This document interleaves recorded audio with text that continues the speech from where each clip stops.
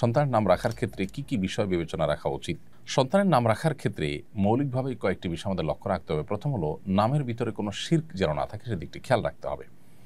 যেমন আব্দুল্লাহ, আব্দুর রহমান এই নামগুলোর মাধ্যমে আমরা আল্লাহর দাসত্বের প্রকাশ এবং প্রমাণ দিয়ে থাকি, স্বীকৃতি দিয়ে থাকি। এখানে যদি এমন কোনো নাম থাকে যেমন আব্দুল উজ্জা, আব্দুল অমুক তমুক, এমন কিছু থাকে যেগুলো আসলে শিরকের পর্যায়ে যায়, তাহলে সেক্ষেত্রে সেরকম নাম রাখা যাবে না।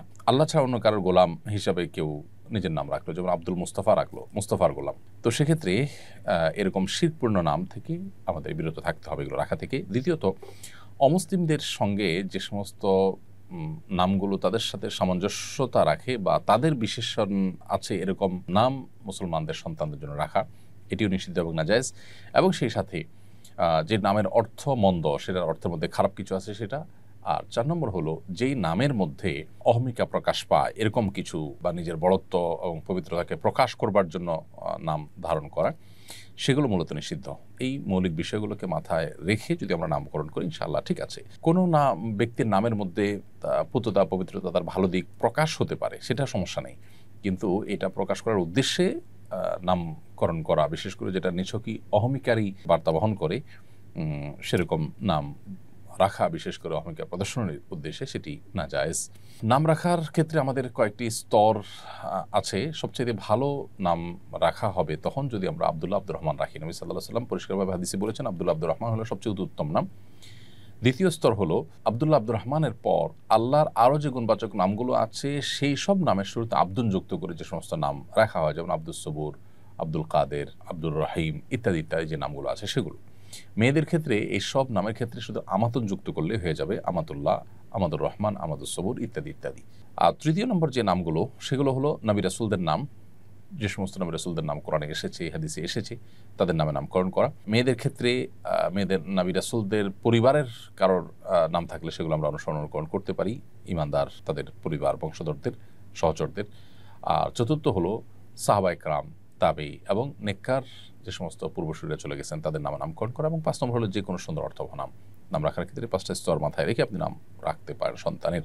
আমার এক সহপাঠী ফেসবুকে আত্মহত্যার স্ট্যাটাস দিয়েছিল, আমি তখন গুরুত্ব দেইনি। পরে জানতে পারি সে সত্যি আত্মহত্যা করেছে। আমি মনে করি আমি যদি তখন কিছু করতাম হয়তো সে বাঁচত। এই অনুভূতি থেকে মুক্তি পেতে কি করা উচিত? আমি অনুশোচনায় ভুগছি। প্রিয় ভাই, আত্মহত্যা করা কবিরা গুনাহ, মহা অপরাধ। আত্মহত্যাকারী জাহান্নামে নিবেদিত হবে, নবী সাল্লাল্লাহু আলাইহি ওয়াসাল্লাম বলেছেন। আল্লাহ তার আমাদেরকে হেফাজত করুক।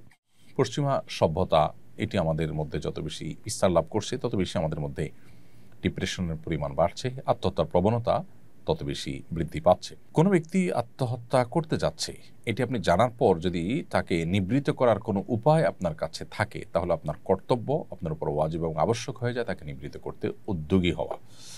যদি আপনি বুঝতে ভুল করে থাকেন, মনে করেছেন যে আবেগে দিয়েছে, এটার এমন কোনো সিরিয়াসনেস এখানে নাই, সেটা মনে করে আপনি এড়িয়ে থাকেন, তাহলে এটা আপনার বোঝার ভুলের কারণে আশা করে যে আল্লাহ তাআলার কাছে আপনি গুনাহগার হবেন না।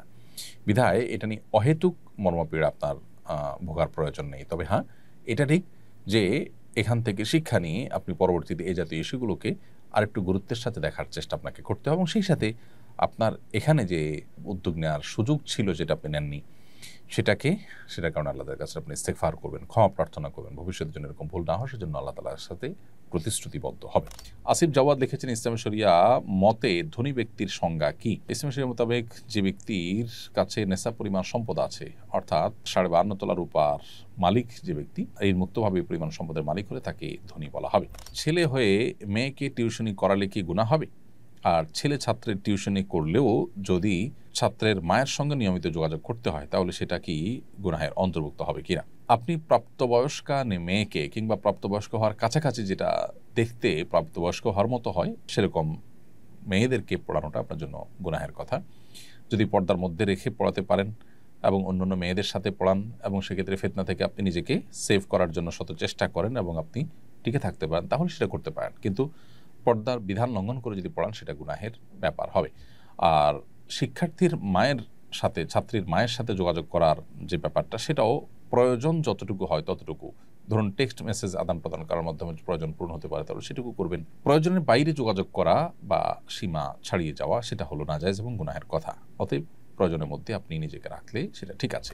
সুমাইয়া লিখেছেন, কিছুদিন ধরে আমার মনে হয় আল্লাহ আমাকে কেন সৃষ্টি করেছেন? আমার মৃত্যুর পর জান্নাত বা জাহান্নাম থাকবো, আমরা মৃত্যুর পর জান্নাতে বা জাহান্নামে থাকবো, কিন্তু তারপর কি হবে? জীবন কি কখনো শেষ হবে না? জান্নাতে কি আপনজনের দেখা হবে? এসব ভাবলে আমি খুব অস্থির হয়ে পড়ি এবং মানসিকভাবে কষ্ট পাই। এবার ইসলাম কি বলে? আমি কিভাবে মানসিকভাবে স্থির থাকতে পারি?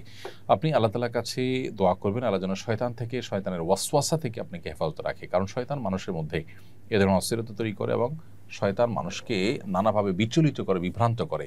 এজন্য আপনি দেখবেন নামাজের শুরুতে, কোরআন তেলাওয়াতের শুরুতে, এমনকি সন্তান জন্মগ্রহণ করার পর শুরুতে তার জন্য দোয়া করা, সব ক্ষেত্রেই কিন্তু শয়তান থেকে পানা চাওয়ার দোয়া রয়েছে। পদে পদে নবী করিম সাল্লাল্লাহু আলাইহি ওয়াসাল্লাম কেন আমাদেরকে শয়তান থেকে পানা চাইতে বলেছেন আল্লাহর কাছে? কারণ শয়তান আমাদেরকে এইভাবে নানাভাবে ক্ষতিগ্রস্ত করে। আউযু বিল্লাহি মিনাশ শাইতানির রাজিম বেশি বেশি পড়বেন, ইনশাআল্লাহ আপনার এই মানসিকতা দূর হবে। এছাড়া আপনি কোনো রাখি শরণাপন্ন হয়ে রুকিয়াও করতে পারেন। ইনশাআল্লাহ শয়তানের থেকে আল্লাহ তাআলা আপনাকে হেফাজত রাখবেন।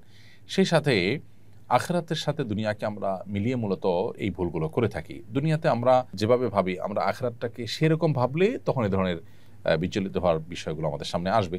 কিন্তু যদি আমরা এই ইয়াকিন রাখি যে আখিরাতের সাথে দুনিয়ার সাথে কোনো তুলনা চলে না, আখিরাতের জগৎটা, অদৃশ্যের জগৎটা সম্পূর্ণ ভিন্ন। আমরা যদি শুধুমাত্র পৃথিবীতে আমরা যারা বসবাস করছি, আমরা যদি মহাশূন্যে, মহাকাশে যে বাস্তবতা, সেটার সাথে পৃথিবীর এই ধরাপৃষ্ঠের বাস্তবতা, দুইটাকে আমরা তুলনা করতে দেখব বহু বেশ কম। তাহলে সেক্ষেত্রে অনন্ত অসীমকালের যে আখিরাত, পরকাল, যেটা মানে লোক চক্ষুর আড়ালে, যেটা এই দৃশ্যমান জগৎ যেটা আছে, এই মহাসৃষ্টি, মহাশূন্য, এই পৃথিবী, এই জগতের বাইরের জগতে, সেই জগতের পুরো বিষয়টা সম্পূর্ণ ভিন্ন হবে। তখনকার কিয়ামতের একদিন হবে দুনিয়ার শত শত হাজারো বছরের সমতুল্য। সেটার সাথে দুনিয়ার কোনো কিছুর তুলনা হবে না। জান্নাতে গেলে সেখানে আমাদের কোনো কষ্ট হবে না, সেখানে প্রিয়জনদের সাথে দেখা হবে। জাহান্নামে গেলে অনন্তকাল জাহান্নামে থাকতে হবে। সেই জন্যই তো আমরা জাহান্নাম থেকে বাঁচার পদ্ধতিতে থাকবো, আল্লাহ তাআলার প্রতি ঈমানের পথে থাকবো ইনশাআল্লাহ। মাহমুদুল হাসান আপনি লিখেছেন, শারীরিক প্রতিবন্ধিতার কারণে পরনির্ভরশীল ব্যক্তির বিয়ের বিধান কি? তারা কি বিয়ে করতে পারবে? প্রতিবন্ধকতা এটা বিবাহের জন্য বাধা নয়। শারীরিক প্রতিবন্ধকতা নিয়েও কেউ চাইলে বিয়ে করতে পারেন। এক্ষেত্রে দুটি বিষয় লক্ষ্য করতে হবে। প্রথমত, যার শারীরিক প্রতিবন্ধকতা আছে তার প্রতিবন্ধকতা তার স্ত্রীর হক আদায়ে যেন প্রতিবন্ধক না হয়। এমন কিছু প্রতিবন্ধকতা আছে যেগুলো সত্ত্বেও তিনি স্ত্রীর হক আদায় করতে পারেন। ভরণ-পোষণের বিষয়টা হলো, তিনি তার ভরণ-পোষণ নিজে দিতে না পারলে তার পক্ষ থেকে তার বাবা, ভাই, অন্য কেউ যদি দায়িত্ব পালন করেন তাতেও হয়ে যাবে। অথবা স্ত্রী যদি বলেন যে না, ভরণ-পোষণের পরে আমার এত চাপাচাপি নেই, বরং আমি নিজে সেটা অ্যারেঞ্জ করব, তাতেও কিন্তু বিয়ে বিশুদ্ধ হয়ে যায়।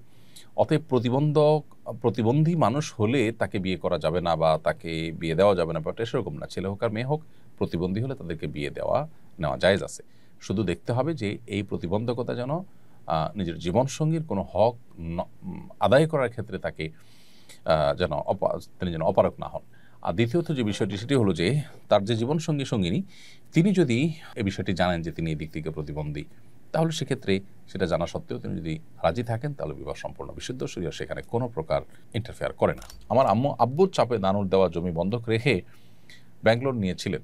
এখন লোন শোধ না হওয়ায় সেই জমি নিলামে যাওয়ার পথে। এতে কি আম্মুর কবরে শাস্তি হতে পারে? আর সন্তান হিসেবে আমাদের করণীয় কি? প্রথম কথা হলো যে অন্যায় নির্দেশ এটা কারোরই পালন করা উচিত নয়। আপনার বাবা যতই চাপ দিয়েছেন, আপনার মায়ের উচিত ছিল এটাকে ডিনাই করা। হারাম কাজে কেউ প্রেসার দিলেও সেটাকে ডিনাই করা উচিত। তারপরে যদি তার ডিনাই সত্ত্বেও তাকে নিরুপায় করা হয়, এরকম পর্যায়ে নিয়ে যাওয়া হয়, তাহলে আশা করা যায় তিনি এর দায় থেকে মুক্ত থাকবেন। তারপরও যেহেতু এ ধরনের একটা গুনাহের কাজের সাথে তিনি জড়িয়েছেন, সন্তান হিসেবে আপনাদের কর্তব্য হলো এখন তার জমি বিক্রি করে হলেও ঋণ পরিশোধ করে দিবেন। এবং তিনি যে অন্যায় কাজ করেছেন, হোক সেটা চাপের কারণে করলে হয়তো অন্যায়ের মাত্রা কমবে, কিন্তু তার অন্যায় তো অবশ্যই হয়েছে। যেটুকুই হোক, সেই জন্য আল্লাহ তাআলার কাছে মায়ের তরফ থেকে মাগফিরাত তলব করবেন, কামনা করবেন, ইস্তেগফার করবেন, আল্লাহর কাছে মাপ চাইবেন। আস-সুন্নাহ ফাউন্ডেশন, উম্মার স্বার্থে সুন্নাহর সাথে।